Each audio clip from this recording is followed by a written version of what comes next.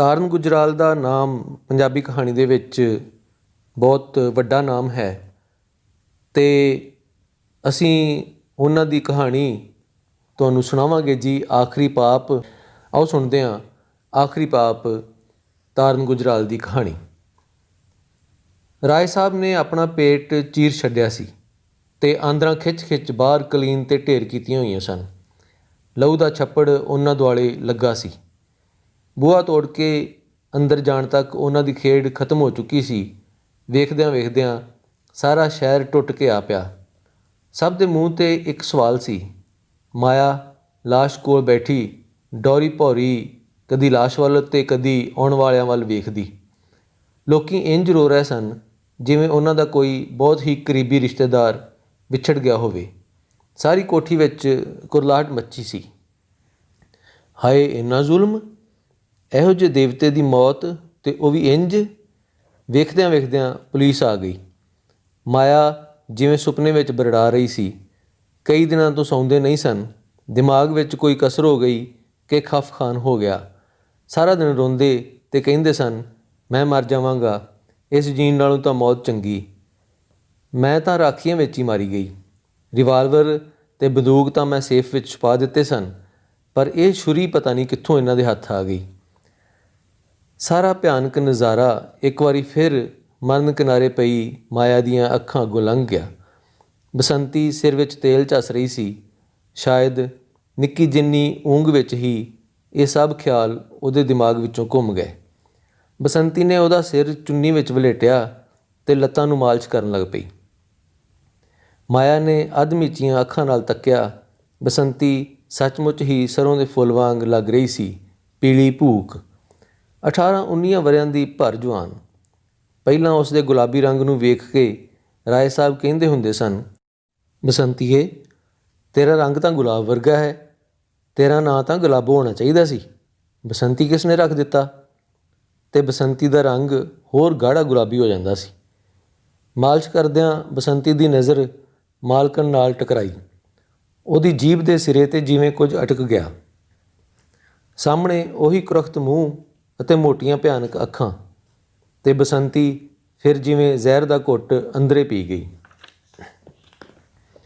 ਮਾਇਆ ਆਪਣੇ ਲੱਖਪਤੀ ਪਿਤਾ ਦੀ ਪਹਿਲੀ ਪਤਨੀ 'ਚੋਂ ਇਕਲੌਤੀ ਸੰਤਾਨ ਸੀ। ਮਾਂ ਦਾ ਮੂੰਹ ਉਸ ਵੇਖਿਆ ਨਹੀਂ ਸੀ, ਸੋ ਪਿਓ ਦੀ ਲੜਿੱਕੀ ਮਾਇਆ ਸ਼ੁਰੂ ਤੋਂ ਹੀ ਅੱਖੜ ਅਤੇ ਮੂੰਹ ਜ਼ੋਰ ਸੀ। ਨਵੀਂ ਮਾਂ ਨੂੰ ਉਹ ਜੁੱਤੀ ਦੀ ਨੋਕ 'ਤੇ ਰੱਖਦੀ ਅਤੇ ਨਿੱਕੇ ਭੈਣਾਂ ਭਰਾਵਾਂ ਦੀ ਜਾਨ ਆਫਤ ਵਿੱਚ ਲਿਆਈ ਰੱਖਦੀ। ਨਵੀਂ ਮਾਂ ਭਲੇ ਘਰ ਦੀ ਲਿੱਸੀ ਜਿਹੀ ਕੁੜੀ ਸੋਚਦੀ, ਧੀ ਦਾ ਧਨ ਹੈ, ਕਿੰਨਾ ਕੁ ਚਿਰ ਬੈਠੀ ਰਹੇਗੀ। ਪਰ ਡੋਲੀ ਚੜ੍ਹਦਿਆਂ ਮਾਇਆ ਪਿਓ ਦੇ ਗਲ ਐਸੀ ਚਿੰਬੜੀ ਕਿ ਪਹਿਲੇ ਫੇਰੇ ਤੋਂ ਬਾਅਦ ਹੀ ਪਤੀ ਸਣੇ ਸਦਾ ਲਈ ਪਿਓ ਕੋਲ ਆ ਗਈ। ਸ਼ਾਹ ਜੀ ਜਵਾਈ ਨੂੰ ਪੁੱਤਰਾਂ ਨਾਲੋਂ ਵੱਧ ਪਿਆਰ ਕਰਦੇ। ਮਾਇਆ ਦੀ ਬਦਕਿਸਮਤੀ ਕਿ 1000 ਇਲਾਜ ਟੂਣੇ ਟੋਟਕੇ ਅਤੇ ਮੰਨਤਾਂ ਮੰਨ ਕੇ ਵੀ ਉਸ ਦੀ ਗੋਦ ਹਰੀ ਨਾ ਹੋਈ। ਉਹ ਭੈਣਾਂ ਭਰਾਵਾਂ ਨੂੰ ਬੱਚਿਆਂ ਨਾਲ ਹੱਸਦਿਆਂ ਖੇਡਦਿਆਂ ਵੇਖ ਕੇ ਅੰਦਰੇ ਅੰਦਰ ਰਿੱਝਦੀ। ਹਾਏ, ਮੈਂ ਬੇਔਲਾਦੀ ਮਰ ਜਾਵਾਂਗੀ ਅਤੇ ਸਭ ਕੁਝ ਇਹ ਸਮੇਟ ਲੈਣਗੇ, ਅਤੇ ਪਤੀ ਦਾ ਵੀ ਕੀ ਵਸਾ, ਕੀ ਪਤਾ ਉਹ ਧੱਕੇ ਦੇ ਕੇ ਹੋਰ ਵਿਆਹ ਕਰਵਾ ਲਵੇ। ਅਤੇ ਉਸ ਦੀ ਇਸ ਚਿੰਤਾ ਨੇ ਸ਼ਾਹ ਜੀ ਨੂੰ ਸੋਚਾਂ ਵਿੱਚ ਪਾ ਦਿੱਤਾ। ਜ਼ਿੰਦਗੀ ਦਾ ਕੀ ਭਰੋਸਾ, ਕਿਧਰੇ ਮੇਰੀ ਲਾਡਾਂ ਪਾਲੀ ਧੀ ਨੂੰ ਰੁਲਣਾ ਹੀ ਨਾ ਪੈ ਜਾਵੇ।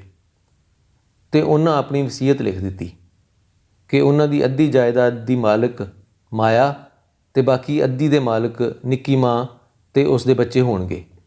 ਜੇ ਪ੍ਰੇਮ ਨਾਥ ਦੂਜਾ ਵਿਆਹ ਕਰਵਾਵੇ ਤਾਂ ਜਾਇਦਾਦ ਅਤੇ ਉਹਦੀ ਔਲਾਦ ਦਾ ਕੋਈ ਹੱਕ ਨਹੀਂ ਹੋਵੇਗਾ, ਅਤੇ ਇਸ ਹਾਲਤ ਵਿੱਚ ਪੂਰੀ ਜਾਇਦਾਦ ਸਭ ਬੱਚਿਆਂ ਵਿੱਚ ਬਰਾਬਰ ਵੰਡ ਦਿੱਤੀ ਜਾਵੇਗੀ। ਉਂਝ ਪ੍ਰੇਮ ਨਾਥ ਸੀ ਵੀ ਡਾਢਾ ਬੀਬਾ ਆਦਮੀ, ਹਰ ਇੱਕ ਦੇ ਕੰਮ ਆਉਣ ਵਾਲਾ, ਗੈਰ ਗੰਭੀਰ ਅਤੇ ਸਦਾ ਖਿੜਿਆ ਹੋਇਆ। ਸਰਕਾਰੀ ਦਰਬਾਰੇ ਚੰਗਾ ਅਸਰ ਸੂਖ ਅਤੇ ਰਾਏ ਬਹਾਦਰ ਦੀ ਪਦਵੀ 'ਤੇ ਹੁੰਦਿਆਂ ਹੋਇਆਂ ਵੀ ਉਸ ਵਿੱਚ ਨਿਮਰਤਾ ਕੁੱਟ-ਕੁੱਟ ਕੇ ਭਰੀ ਸੀ। ਅੰਦਰੇ ਅੰਦਰ ਉਹ ਲੋਕਾਂ ਦੇ ਸਭ ਕੰਮ ਸਵਾਰ ਦਿੰਦਾ, ਪਰ ਕਦੀ ਨਾ ਚਿਤਾਰਦਾ। ਮਾਇਆ ਨੂੰ ਸੜਦਿਆਂ ਕਲਪਦਿਆਂ ਵੇਖ ਕੇ ਉਹ ਸਮਝਾਉਂਦਾ, ਚੱਲੀਏ, ਖਪਣ ਨਾਲ ਕੀ ਹੁੰਦਾ ਏ, ਇਹ ਬਾਕੀ ਸਭ ਬੱਚੇ ਵੀ ਤਾਂ ਆਪਣੇ ਹੀ ਨੇ, ਜਿਹਨੂੰ ਮਰਜ਼ੀ ਆਪਣਾ ਬਣਾ ਲੈ। ਪਰ ਮਾਇਆ ਬਲ ਪੈਂਦੀ, ਮੈਂ ਪਿੱਟ ਕੇ ਮਰ ਜਾਵਾਂਗੀ, ਜੇ ਮੁੜ ਕੇ ਉਹਨਾਂ ਦਾ ਨਾਂ ਲਿਆ, ਇਹਨਾਂ ਔਂਤਰਿਆਂ ਜੋਗੇ ਇਹ ਮਹਿਲ ਮਾੜੀਆਂ ਛੋੜ ਜਾਵਾਂਗੀ। ਅਤੇ ਮਹਿਲ ਮਾੜੀਆਂ ਵੇਖ ਕੇ ਸੱਚਮੁੱਚ ਉਹਦਾ ਦਿਲ ਕਰਦਾ ਕਿ ਸਾਰੇ ਦੇ ਸਾਰੇ ਸਮੇਟ ਕੇ ਛਾਤੀ ਨਾਲ ਬੰਨ੍ਹ ਲਵੇ। ਗਰਮੀਆਂ ਵਿੱਚ ਸ੍ਰੀਨਗਰ ਵਾਲੀ ਕੋਠੀ ਮਾਇਆ ਲਈ ਸਜਾ ਦਿੱਤੀ ਜਾਂਦੀ। ਇੰਨੀ ਵੱਡੀ ਸ਼ਾਨਦਾਰ ਕੋਠੀ ਉਸ ਨੂੰ ਜੰਗਲ ਬੀਆਬਾਨ ਲੱਗਦੀ। ਸੋਚਦੀ, ਕਾਸ਼ ਕੋਈ ਪੰਛੀ ਇਸ ਉਜੜੇ ਬੀਆਬਾਨ ਵਿੱਚ ਆ ਕੇ ਚਹਿਕ ਕੇ 100 ਗੀਟੀਆਂ ਗਾਲਦੀ। ਉਹ ਹੁੱਸੜ ਕੇ ਬਾਹਰ ਦੀ ਹਰਿਆਵਲ ਵਿੱਚ ਆਪਣੇ ਮਨ ਨੂੰ ਠੰਡਾ ਕਰਨ ਵਾਲੇ ਕਿਸੇ ਪੰਛੀ ਦੀ ਮਿੱਠੀ ਸੁਰ ਨੂੰ ਸਹਿਕਦੀ ਤੁਰ ਪੈਂਦੀ। ਅਤੇ ਇੱਕ ਦਿਨ ਉਹਨੇ ਰੇਸ਼ਮ ਦੀ ਫਾਹੀ ਵਿੱਚ ਇੱਕ ਬੁਲਬੁਲ ਫਾਹ ਹੀ ਲਈ। ਰੇਸ਼ਮਾ ਨਾਂ ਸੀ ਉਹਦਾ, ਅਤੇ ਸੀ ਵੀ ਉਹ ਰਾਏ ਸਾਹਿਬ ਦੇ ਕੰਟੀਨ ਕਲਰਕ ਦੀ ਧੀ।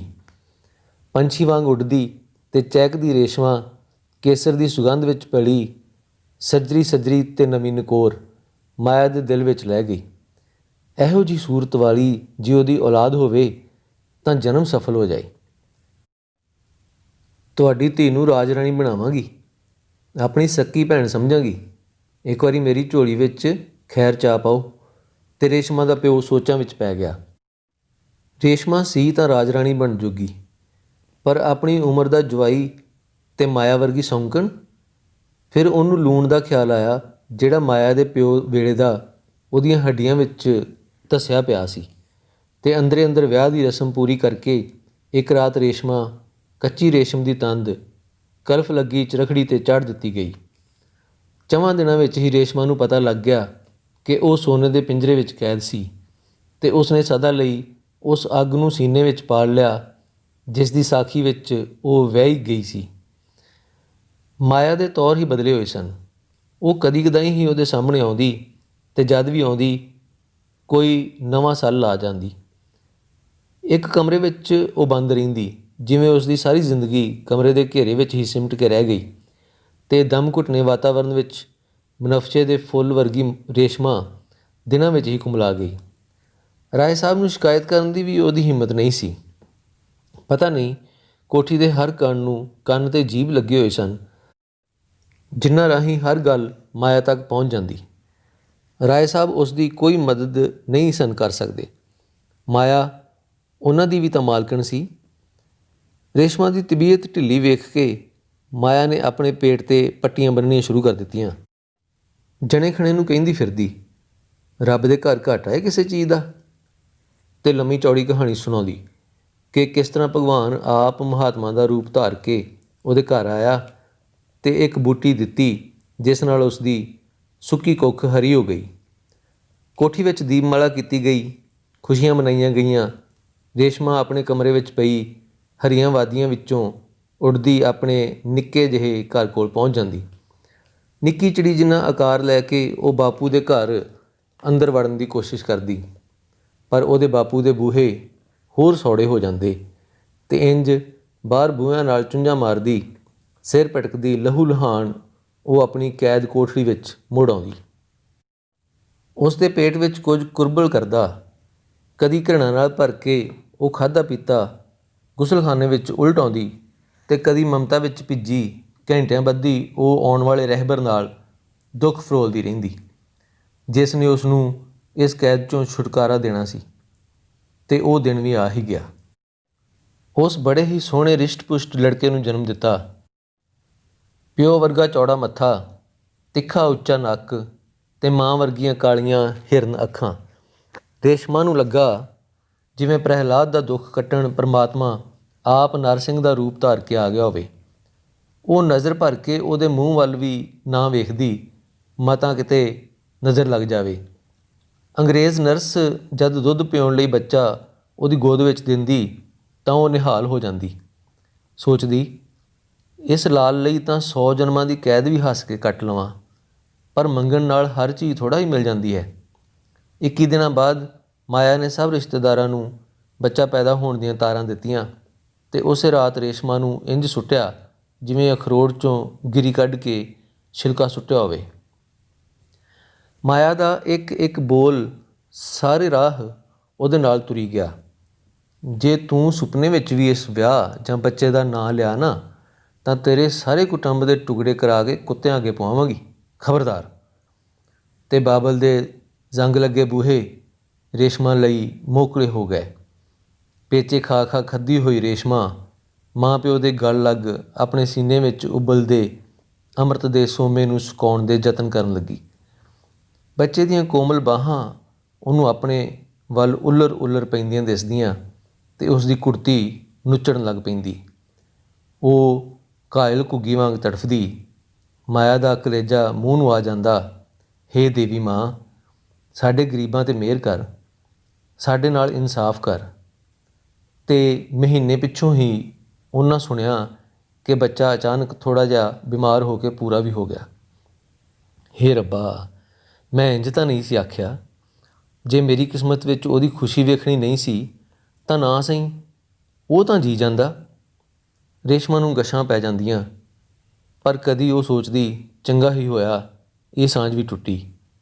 ਪਤਾ ਨਹੀਂ ਹੋਰ ਕੀ ਕੀ ਤਸੀਹੇ ਵੇਖਦੀ, ਪਰ ਇਹ ਧਰਵਾਸ ਵੀ ਬਹੁਤਾ ਚਿਰ ਨਹੀਂ ਰਿਹਾ। ਇੱਕ ਦਿਨ ਫਿਰ ਉਸ ਵੇਖਿਆ ਕਿ ਮਾਇਆ ਅਤੇ ਰਾਏ ਸਾਹਿਬ ਮਸਕੀਨ ਬਣੇ ਉਹਨਾਂ ਦੇ ਬੂਹੇ 'ਤੇ ਆਏ। ਮਾਇਆ ਲਹੂ ਦੇ ਅੱਥਰੂ ਰੋ ਰਹੀ ਸੀ। ਕਾਗਜ਼ ਵਕੀਲਾਂ ਕੋਲੋਂ ਤਿਆਰ ਕਰਾ ਕੇ ਲਿਆਈ ਸੀ।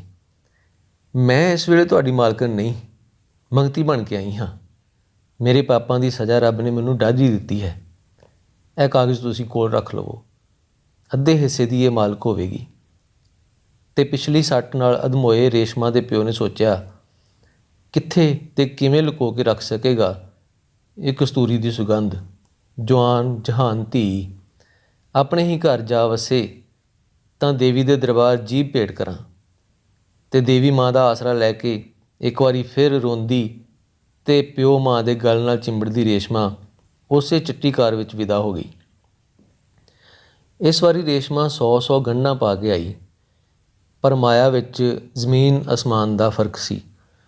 ਕੋਠੜੀ 'ਤੇ ਕੈਦ ਉਹੀ ਸਨ, ਪਰ ਜਿਵੇਂ ਮਾਇਆ ਨੇ ਉਹਨੂੰ ਸਾਰੀ ਗੱਲ ਸਮਝਾਈ, ਕੋਲੀ ਪੱਟ ਰੇਸ਼ਮਾ ਨੇ ਸਭ ਗੰਢਾਂ ਖੋਲ੍ਹ ਦਿੱਤੀਆਂ। ਗਲਤੀ ਹਰ ਇਨਸਾਨ ਤੋਂ ਹੁੰਦੀ ਹੈ, ਉਹ ਸੋਚਦੀ। ਅਤੇ ਇਸ ਤਰ੍ਹਾਂ ਇੱਕ ਵਾਰੀ ਫਿਰ ਉਹ ਉਹਨਾਂ ਸੁਪਨਾਈਆਂ ਵਾਦੀਆਂ 'ਚੋਂ ਘੁੰਮ ਆਈ ਜਿਨ੍ਹਾਂ ਪਹਿਲਾਂ ਵੀ ਉਸ ਦੇ ਪੈਰ ਲਹੂ ਲੁਹਾਨ ਕਰ ਦਿੱਤੇ ਸਨ। ਉਸਨੇ ਇੱਕ ਬੱਚੀ ਨੂੰ ਜਨਮ ਦਿੱਤਾ, ਜਿਵੇਂ ਰੇਸ਼ਮਾ ਨੇ ਆਪਣਾ ਸਭ ਕੁਝ ਖੋਰ ਕੇ ਉਸ ਵਿੱਚ ਗੁੰਨ ਦਿੱਤਾ ਹੋਵੇ। ਹੂ ਬਹੂ ਉਸੇ ਦਾ ਨੱਕ ਨਕਸ਼ਾ। ਚਿੱਟੀ ਦੁੱਧ ਸੇਬ ਦੇ ਫੁੱਲ ਵਰਗੀ ਬੱਚੀ ਦਾ ਨਾਂ ਵੀ ਉਸ ਸੇਬੂ ਹੀ ਰੱਖਿਆ। ਮਾਇਆ ਨੇ ਉਹਦੀ ਰੱਜ ਕੇ ਸੇਵਾ ਕੀਤੀ ਅਤੇ 2 ਮਹੀਨਿਆਂ ਦੀ ਸੇਬੂ ਮਾਸੀਆਂ ਮਾਮੀਆਂ ਨੂੰ ਮਿਲਾ ਕੇ ਵਾਪਸ ਸ੍ਰੀਨਗਰ ਵੀ ਲੈ ਆਈ। ਸਾਲ ਉੱਡ ਕੇ ਕਿਵੇਂ ਬੀਤ ਗਿਆ। ਨਿੱਕੀ ਸੇਬੂ ਘਰ ਵਿੱਚ ਬੁਲਬੁਲ ਵਾਂਗ ਚਹਿਕਦੀ। ਰੇਸ਼ਮਾ ਅਦੇਸ ਜੰਜੀਰਾਂ ਵਿੱਚ ਜਕੜੀ ਉਸ ਤੋਂ ਕੁਰਬਾਨ ਹੋਈ ਰਹਿੰਦੀ। ਸੇਬੂ ਹੁਣ ਮਾਂ ਦਾ ਦੁੱਧ ਨਹੀਂ ਸੀ ਪੀਂਦੀ। ਆਪਣੀ ਨਰਸ ਅਤੇ ਵੱਡੀ ਮੰਮਾ ਨਾਲ ਖੂਬ ਹਿਲ ਮਿਲ ਗਈ ਸੀ। ਅਤੇ ਇੱਕ ਰਾਤ ਰੇਸ਼ਮਾ ਪਤਾ ਨਹੀਂ ਕਿੱਧਰ ਗਈ। ਮਾਇਆ ਸੇਬੂ ਤੋਂ ਨਿਸ਼ਾਵਰ ਹੋਈ ਰਹਿੰਦੀ। ਚੰਚਲ ਸੇਬੂ ਹੱਸਦੀ ਹੱਸਦੀ ਫੁਰਰ ਕਰਕੇ ਮਾਇਆ ਦੀ ਗੋਦ 'ਚੋਂ ਰਾਏ ਸਾਹਿਬ ਦੀ ਗੋਦ 'ਚ ਜਾ ਬਹਿੰਦੀ ਅਤੇ ਉੱਥੋਂ ਛਲਾਵਾ ਦੇ ਕੇ ਮਾਇਆ ਦੇ ਗਲ ਜਾ ਚਿੰਬੜਦੀ। ਹੱਸਦਿਆਂ ਹੱਸਦਿਆਂ ਰਾਏ ਸਾਹਿਬ ਨੂੰ ਖੰਘ ਛਿੜ ਪੈਂਦੀ ਅਤੇ ਮਾਇਆ ਦਾ ਸਾਹ ਫੁੱਲ ਜਾਂਦਾ। ਹੱਥੋਂ ਹੱਥੀ ਉਛਲਦੀ ਸੇਬੂ ਗੋਲ ਮਟੋਲ ਤੋਂ ਪਤਲੀ ਛਮਕ ਕਦੋਂ ਬਣ ਗਈ। ਇੱਕਦਮ ਇੰਨਾ ਉੱਚਾ ਸਰੂ ਵਰਗਾ ਕੱਦ ਉਹਨੇ ਕੱਢ ਲਿਆ ਸੀ। ਮਾਇਆ ਉਹਨੂੰ ਚੁੰਨੀਆਂ ਨਾਲ ਢੱਕ ਢੱਕ ਰੱਖਦੀ ਅਤੇ ਖੀਵੀ ਉਹ ਸੋਚਦੀ, ਬਸ ਹੋਰ 3-4 ਵਰ੍ਹਿਆਂ ਵਿੱਚ ਇਸ ਕੋਠੇ ਨਾਲ ਜਾ ਲੱਗਣਾ ਏ। ਹੁਣੇ ਹੀ ਮੇਰੇ ਜਨੀ ਤਾਂ ਹੋ ਵੀ ਗਈ ਏ। ਫਿਰ ਮੈਂ ਰੱਜ ਰੱਜ ਕੇ ਸੱਧਰਾਂ ਲਾਵਾਂਗੀ। ਆਪਣੀ ਬਚੜੀ ਨੂੰ ਹੱਥੀਂ ਸਜਾ ਕੇ ਰੱਤੇ ਡੋਲੇ ਬਿਠਾਵਾਂਗੀ। ਇਹ ਕਾਰਾਂ ਕੂਰਾਂ ਦਾ ਸੜਿਆ ਫੈਸ਼ਨ ਮੈਨੂੰ ਜ਼ਰਾ ਪਸੰਦ ਨਹੀਂ। ਇੱਕ ਵਾਰੀ ਜ਼ਿੰਦਗੀ ਵਿੱਚ ਤਾਂ ਇਹ ਦਿਨ ਆਉਣਾ ਹੁੰਦਾ। ਮੈਂ ਵਧੀਆ ਵਰਦੀ ਵਾਲੇ ਕਹਾਰ ਵੀ ਸਜਾਵਾਂਗੀ। ਕੀ ਹੋਇਆ ਜੇ ਮੇਰੀ ਮਾਂ ਜਾਇਆ ਨਹੀਂ ਤੇ? ਉਹ ਵੀ ਤਾਂ ਸਾਰੇ ਮੇਰੇ ਆਪਣਾ ਹੀ ਖੂਨ ਨੇ। ਸਭ ਨੂੰ ਰਜਾ ਦਿਆਂਗੀ, ਸਭ ਕੁਰਬਾਨ ਕਰ ਦਿਆਂਗੀ ਆਪਣੀ ਬੱਚੀ ਤੋਂ। ਅਤੇ ਇੰਜੇ ਵਿਦਾ ਕਰਾਂਗੀ ਗੱਜ ਵੱਜ ਨਾਲ ਉਹਨੂੰ। ਅਤੇ ਵਿਦਾਈ ਦਾ ਸੋਚ ਕੇ ਉਹਦਾ ਦਿਲ ਡੁੱਬ ਜਾਂਦਾ। ਸੇਬੂ ਦਿਨੋਂ ਦਿਨ ਹੋਰ ਨਿਖਰਦੀ ਆਉਂਦੀ। ਉਹਦੀ ਝਾਲ ਨਾ ਚੱਲੀ ਜਾਂਦੀ। ਆਪਣੀਆਂ ਸਾਰੀਆਂ ਸਹੇਲੀਆਂ ਨਾਲੋਂ ਉਹ ਗਿੱਠ ਉੱਚੀ ਹੋ ਗਈ ਸੀ। ਰੇਸ਼ਮੀ ਰੰਗ, ਜ਼ਿੰਦਗੀ ਨਾਲ ਭਰਪੂਰ ਲਿਸ਼ਕਦੀਆਂ ਬਦਾਮੀ ਅੱਖਾਂ ਅਤੇ ਦਿਨੋਂ ਦਿਨ ਉਹਦੀ ਚਾਲ ਕਿਵੇਂ ਮਸਤ ਹੱਥਣੀ ਵਰਗੀ ਹੋ ਗਈ ਸੀ। ਦੂਰੋਂ ਸੁਬਕ ਚਾਲੇ ਆਉਂਦੀ ਉਹ ਨਿਰੀ ਰੇਸ਼ਮਾ ਲੱਗਦੀ। ਮਾਇਆ ਦਾ ਕਲੇਜਾ ਮੁੱਠ ਵਿੱਚ ਆ ਜਾਂਦਾ। ਉਹ ਤਰੇੜੀਓ ਤਰੇੜੀ ਹੋ ਜਾਂਦੀ। हे रब्बा, इस बच्ची ਦੇ ਪੈਰਾਂ ਸਦਕਾ ਮੈਨੂੰ ਬਖਸ਼ੀ। ਮੈਂ ਬੁਰਾ ਕੀਤਾ, ਮੈਂ ਮਹਾਂ ਪਾਪ ਕੀਤਾ, ਪਰ ਔਲਾਦ ਲਈ ਲੋਕੀ ਕੀ ਨਹੀਂ ਕਰਦੇ। ਨਿੱਕੇ ਨਿੱਕੇ ਮਾਸੂਮ ਬੱਚਿਆਂ ਦੀ ਬਲੀ ਤੱਕ ਦੇ ਦਿੰਦੇ ਨੇ। ਮੇਰੇ ਬਾਊ ਜੀ ਹੀ ਇਹ ਭੈੜੀ ਸ਼ਰਤ ਨਾ ਰੱਖ ਜਾਂਦੇ, ਇਹ ਸੜ ਮਰਨ ਵਾਲੇ ਸ਼ਰੀਕ ਹੀ ਨਾ ਹੁੰਦੇ, ਤਾਂ ਮੈਨੂੰ ਕੀ ਲੋੜ ਸੀ ਇੰਝ ਕਰਨ ਦੀ। ਉਹਦੀਆਂ ਅੱਖਾਂ ਅੱਗੋਂ ਰੇਸ਼ਮਾ ਦੀ ਮਾਸੂਮ ਚੁੱਪ-ਚਾਪ ਮੂਰਤੀ ਤਿਲਕਦੀ ਲੰਘ ਜਾਂਦੀ। ਉਹਦੀਆਂ ਲੱਤਾਂ ਖੁੱਸਦੀਆਂ ਰਹਿੰਦੀਆਂ, ਦਿਲ ਘਟ ਜਾਂਦਾ ਅਤੇ ਉਹ ਸੇਬੂ ਤੋਂ ਵਾਰ-ਵਾਰ ਗਰੀਬਾਂ ਨੂੰ ਦਾਨ ਦਿੰਦੀ। ਜਨਮ ਦਿਨ ਸੀ ਸੇਬੂ ਦਾ। ਹਰ ਵਾਰ ਇੱਕੋ ਤਰ੍ਹਾਂ ਦਾ ਜਸ਼ਨ ਮਨਾ ਕੇ ਦਿਲ ਅੱਕ ਗਿਆ ਸੀ ਉਹਦਾ। ਐਤਕੀਂ ਸਭ ਸਹੇਲੀਆਂ ਨਾਲ ਪਿਕਨਿਕ ਮਨਾਉਣੀ ਏ, ਤੁਸੀਂ ਸਭ ਵੀ ਚੱਲੋਗੇ। ਅਤੇ ਉਹਨੇ ਜ਼ਿੱਦ ਕਰਕੇ ਮਾਂ ਨੂੰ ਮਨਾ ਲਿਆ। ਕਿੰਨੇ ਹੀ ਦਿਨ ਉਹ ਸਹੇਲੀਆਂ ਦੇ ਨਾਵਾਂ 'ਤੇ ਸਮਾਨ ਦੀਆਂ ਲਿਸਟਾਂ ਬਣਾਉਂਦੀ ਰਹੀ। ਕਿੰਨਾ ਸੋਚ ਕੇ ਉਸ ਦਿਨ ਪਾਉਣ ਵਾਲਾ ਸੂਟ ਸਵਾਇਆ ਜਿਹੜਾ ਹਰੀ ਅਤੇ ਨੀਲੀ ਭਾਅ ਮਾਰਦਾ ਸੀ। ਜਾਵੇ ਅਤੇ ਝਰਨੇ ਦੇ ਪਾਣੀ ਥੱਲੇ ਨਹਾਉਂਦੀ ਉਹ ਨੀਲੀ ਗੁਆਚ ਜਾਵੇ ਅਤੇ ਸਾਰੇ ਲੱਭਦੇ ਹੀ ਰਹਿ ਜਾਣ। ਸੂਟ ਪਾ ਕੇ ਤਾਂ ਸੇਬੂ ਹੋਰ ਵੀ ਉੱਚੀ ਲੱਗ ਰਹੀ ਸੀ। ਮਾਇਆ ਅੱਖ ਭਰ ਕੇ ਉਹਦੇ ਵੱਲ ਵੇਖ ਵੀ ਨਹੀਂ ਸੀ ਰਹੀ। ਹੁਣ ਬਹੁਤਾ ਚਿਰ ਨਹੀਂ ਰੱਖਣਾ, 18ਵੇਂ ਵਿੱਚ ਪੈਰ ਰੱਖਦਿਆਂ ਹੀ ਡੋਲੀ ਪਾ ਦਿਆਂਗੀ। ਬਸ 3-4 ਸਾਲ ਤਾਂ ਅੱਖ ਪਲਕਾਰੇ ਵਿੱਚ ਹੀ ਲੰਘ ਜਾਣੇ ਨੇ। ਸਭ ਪਾਸੇ ਚਿੱਠੀਆਂ ਪਾ ਦਿਆਂ। ਹੁਣ ਤੋਂ ਹੀ ਵਾਰ ਲੱਭਣਾ ਸ਼ੁਰੂ ਕਰੀਏ ਤਾਂ ਹੀ ਕੋਈ ਇਹਦੇ ਜੋੜ ਦਾ ਲੱਭੇਗਾ। ਝਰਨੇ ਹੇਠਾਂ ਸਹੇਲੀਆਂ ਸੰਗ ਨਹਾਉਂਦੀ ਸੇਬੂ ਦੇ ਮੁਲਾਇਮ ਬੁੱਤ ਤੋਂ ਮਾਇਆ ਦੀਆਂ ਨਜ਼ਰਾਂ ਤਿਲਕ ਜਾਂਦੀਆਂ। ਫਿਰ ਇੱਕ ਲੰਮੀ ਚੀਕ ਸੇਬੂ ਦੀ ਅਤੇ ਉਸ ਤੋਂ ਪਿੱਛੇ ਦੌੜਦਾ ਚੀਕਾਂ ਦਾ ਇੱਕ ਹਜ਼ੂਮ। ਸੇਬੂ ਦਾ ਝਰਨੇ ਹੇਠਾਂ ਉਸ ਥਾਂ 'ਤੇ ਖੜੀ ਸੀ ਜਿੱਥੇ ਸੂਰਜ ਕਹਿਣ ਦੇ ਕਟੋਰੇ ਵਾਂਗ ਜਾ ਟਿਕਦਾ ਸੀ, ਅਤੇ ਫਿਰ ਪਹਾੜੀ ਤੋਂ ਡਿੱਗਦੇ ਪਾਣੀ ਨਾਲ ਨੱਕੋ ਨੱਕ ਭਰ ਦੂਰ ਹੇਠਾਂ ਜਾ ਟਿਕਦਾ ਸੀ। ਕਿੱਧਰ ਗਈ?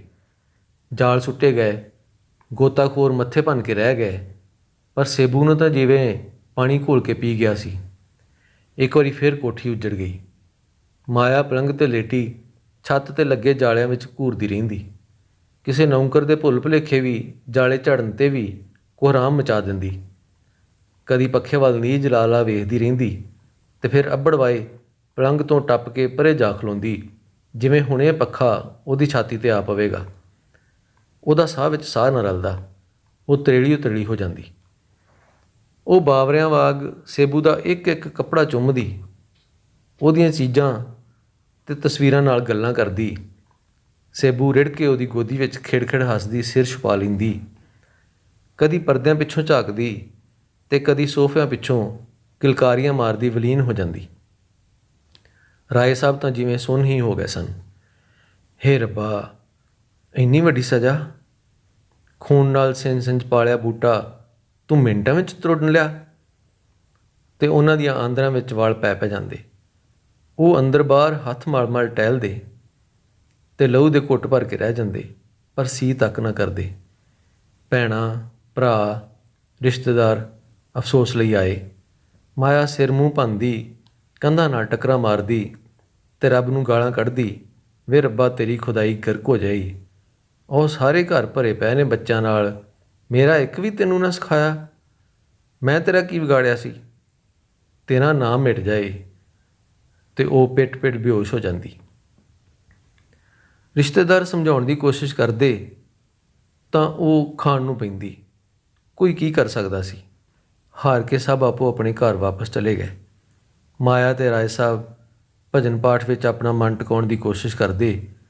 ਰਾਏ ਸਾਹਿਬ ਤਾਂ ਕੁਝ ਟਿਕਾ ਵਿੱਚ ਵੀ ਰਹੇ ਸਨ, ਪਰ ਮਾਇਆ ਪਾਠ ਕਰਦੀ ਉੱਬਲ ਪੈਂਦੀ। ਹਾਏ, ਇਹ ਔਂਤਰੇ ਮੰਨਤਾਂ ਮੰਨਦੇ ਰਹਿ ਹੋਣਗੇ ਕਿ ਕੁੜੀ ਮਰੇ ਅਤੇ ਇਹ ਮਹਿਲਾਂ ਦੇ ਮਾਲਕ ਬਣਨ।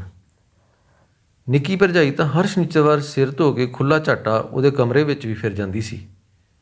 ਉਸ ਵੇਲੇ ਵੀ ਉਹਦੇ ਦਿਲ ਭਰਮ ਜਿਹਾ ਤਾਂ ਆਉਂਦਾ ਸੀ, ਪਰ ਉਹ ਗੋਲਦੀ ਨਹੀਂ ਸੀ। ਉਹਦੀ ਜ਼ੁਬਾਨ ਜੋ ਸ਼ਾਇਦ ਮਿੱਠੀ ਸੀ, ਜ਼ਰੂਰ ਇਸ ਦੇ ਦਿਲ ਵਿੱਚ ਫਰੇਬ ਸੀ। ਤਾਈਆਂ ਤਾਂ ਆਪਣੇ ਨਿੱਕੇ ਨੂੰ ਨਾਲ ਲਿਆ ਕੇ ਮੇਰੀ ਝੋਲੀ ਵਿੱਚ ਪਾਉਂਦੀ ਹੁੰਦੀ ਸੀ ਕਿ ਇਹ ਸੇਬੂ ਦਾ ਵੀਰ ਹੈ, ਅਤੇ ਉਹ ਵੀ ਉਸ ਨੂੰ ਚੁੰਮ ਖਿਡਾ ਥੱਕਦੀ ਨਹੀਂ ਸੀ।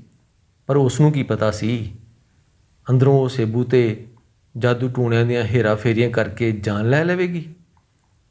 ਅਤੇ ਮਾਇਆ ਅਣਹੋਣੀਆਂ ਬਣਾਉਂਦੀ ਇੱਕ ਰਿਸ਼ਤੇਦਾਰ ਨੂੰ ਪੁੰਨਦੀ। ਉਹਦੀਆਂ ਅੱਖਾਂ ਅੱਗੋਂ ਆਪਣੀਆਂ ਹਵੇਲੀਆਂ ਤੇ ਮਕਾਨ ਸੋਨੇ ਤੇ ਚਾਂਦੀਆਂ ਦੇ ਗਹਿਣਿਆਂ ਨਾਲ ਭਰੇ ਸੇਫ ਲੰਘ ਜਾਂਦੇ, ਉਹ ਕੁਚੀਚੀਆਂ ਵੱਟਦੀ। ਕਿੱਥੋਂ ਖੋਹ ਕੇ ਉਹ ਇਹਨਾਂ ਮਹਿਲਾਂ ਦੇ ਵਾਰਸ ਪੈਦਾ ਕਰ ਲਵੇ। ਤੇ ਇੱਕ ਦਿਨ ਆਪਣੇ ਢਿਲਕਦੇ ਮਾਸ ਤੋਂ ਉਖੜ ਕੇ ਉਹਦੀ ਨਿਗਾਹ ਬਸੰਤੀ ਦੇ ਚਿਕਨੇ ਮੁਲਾਇਮ ਮੂੰਹ 'ਤੇ ਟਿਕ ਗਈ।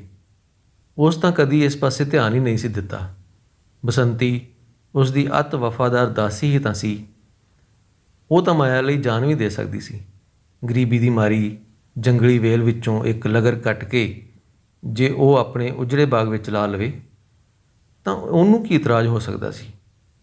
ਕੀ ਹੋਇਆ ਜੇ ਰਾਏ ਸਾਹਿਬ ਦੇ ਭਰਵੱਟਿਆਂ ਵਿੱਚ ਚਾਨਣ ਚਿੱਟੀ ਲੀਕ ਉੱਭਰ ਆਈ ਸੀ। ਹਾਲੀ ਵੀ ਉਹ ਲੀਕ ਉਸ ਦੀ ਡੁੱਬਦੀ ਬੇੜੀ ਦਾ ਚੱਪੂ ਬਣ ਸਕਦੀ ਸੀ।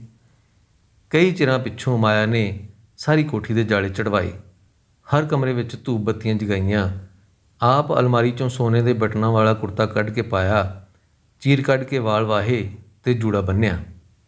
ਉਸ ਨੂੰ ਧਿਆਨ ਆਇਆ ਜਦੋਂ ਦੀ ਸੇਬੂ ਗਈ ਸੀ ਉਸ ਕਦੀ ਚੀਰ ਨਹੀਂ ਸੀ ਕੱਢੀ। ਉਹਦੇ ਵਾਲ ਵੀ ਉਹਦੇ ਖਿਆਲਾਂ ਵਾਂਗ ਹੀ ਉਲਝੇ ਰਹੇ ਸਨ। ਰਾਏ ਸਾਹਿਬ ਮਾਇਆ ਦਾ ਪ੍ਰਸਤਾਵ ਸੁਣ ਕੇ ਅਵਾਕ ਰਹਿ ਗਏ। ਉਹਨਾਂ ਦੀ ਆਤਮਾ ਕੰਬ ਗਈ।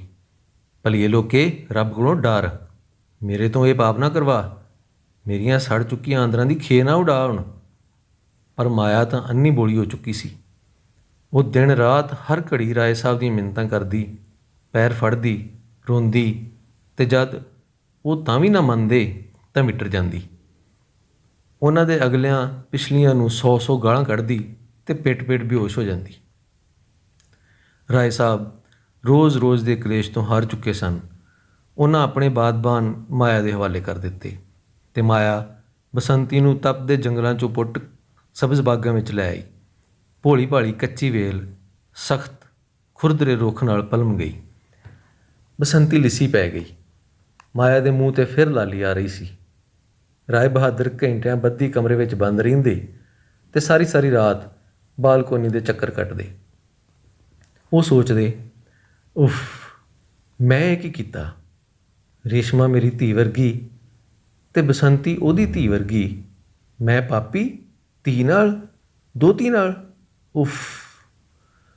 ਉਹ ਦਿਨ ਵਿੱਚ ਕਿੰਨੀ ਵਾਰ ਕੱਪੜੇ ਬਦਲਦੇ, ਫਿਰ ਸਰੀਰ 'ਤੇ ਪਾਊਡਰ ਛਿੜਕਦੇ, ਫਿਰ ਨਹਾਉਂਦੇ, ਫਿਰ ਮੂੰਹ ਧੋਂਦੇ, ਹੱਥ ਧੋਂਦੇ, ਪੈਰਾਂ 'ਤੇ ਪਾਣੀ ਪਾਉਂਦੇ। ਸਾਰਾ ਦਿਨ ਉਹ ਗੁਸਲਖਾਨੇ ਦੇ ਅੰਦਰ ਬਾਹਰ ਆਉਂਦੇ ਜਾਂਦੇ। ਪਾਣੀ ਨਾਲ ਉਹਨਾਂ ਦੇ ਹੱਥ ਪੈਰ ਗਲ ਰਹੇ ਸਨ, ਪਰ ਉਹਨਾਂ ਦੀ ਤਾਂ ਜਿਵੇਂ ਮੈਲ ਹੀ ਨਹੀਂ ਸੀ ਲਹਿ ਰਹੀ। ਰਾਏ ਸਾਹਿਬ ਦੀ ਮੌਤ ਤੋਂ ਮਗਰੋਂ ਮਾਇਆ ਸੱਚਮੁੱਚ ਹੀ ਟੁੱਟ ਗਈ ਸੀ। ਉਹ ਸਾਰਾ ਦਿਨ ਗੁਰਦੁਆਰਿਆਂ ਅਤੇ ਮੰਦਰਾਂ ਦੇ ਚੱਕਰ ਕੱਟਦੀ। ਬਸੰਤੀ ਨੂੰ ਵੇਖ ਕੇ ਉਹ ਸੋਚਾਂ ਵਿੱਚ ਡੁੱਬ ਜਾਂਦੀ ਅਤੇ ਹੁਣ ਮੰਜੀ 'ਤੇ ਪਈ ਸੋਚ ਰਹੀ ਸੀ, ਮੇਰਾ ਆਖਰੀ ਵਕਤ ਲੱਗਦਾ ਆ ਗਿਆ। ਕਿਉਂ ਨਾ ਸਾਰੀ ਜਾਇਦਾਦ ਇਹਦੇ ਨਾਂ ਲਵਾ ਜਾਵਾਂ। ਆਖਰ ਔਲਾਦ ਤਾਂ ਮੇਰੇ ਪਤੀ ਦੀ ਹੀ ਹੋਵੇਗੀ ਨਾ, ਅਤੇ ਇਸ ਗਰੀਬ ਕੁੜੀ ਨਾਲ ਕੀਤਾ ਵਾਅਦਾ ਵੀ ਤਾਂ ਮੈਂ ਪੂਰਾ ਕਰ ਲਵਾਂਗੀ। ਮਰਨ ਤੋਂ ਪਹਿਲਾਂ ਇਹ ਭਲਾ ਕੰਮ ਮਹਾਂਪੁੰਨ ਕਰਕੇ ਹੀ ਕਿਉਂ ਨਾ ਮਰਾਂ। ਪਰ ਫਿਰ ਉਹ ਸੋਚਿਆ, ਇਹਨਾਂ ਪਾਪਾਂ ਪੁੰਨਾਂ ਨੂੰ ਕੌਣ ਵੇਖਦਾ ਪਿਆ ਇੱਥੇ। ਕੌਣ ਜਾਣਦਾ ਕੀ ਹੋਇਆ ਅਤੇ ਕਿੱਥੋਂ ਇਸ ਕਮੀਨ ਨੌਕਰਾਣੀ ਨੇ ਖੇ ਖਾਧੀ ਹੈ। ਕਿਉਂ ਨਾ ਸਾਰੀ ਜਾਇਦਾਦ ਮੰਦਰ ਦੇ ਨਾਲ ਲਵਾ ਦੇਵਾਂ ਅਤੇ ਆਪਣਾ ਅੱਗਾ ਸਵਾਰਾਂ। ਕੀ ਪਤਾ ਹਾਲੀ ਹੋਰ ਕਿੰਨੇ ਸਾਹ ਬਾਕੀ ਨੇ। ਉਹਨੇ ਬਸੰਤੀ ਦੇ ਹੱਥ ਝਟਕ ਕੇ ਆਪਣੇ ਪੈਰ ਛੁਡਾ ਲਏ ਅਤੇ ਲੱਤਾਂ ਸਿੱਧੀਆਂ ਕਰਕੇ ਅੱਖਾਂ ਬੰਦ ਕਰ ਲਈਆਂ।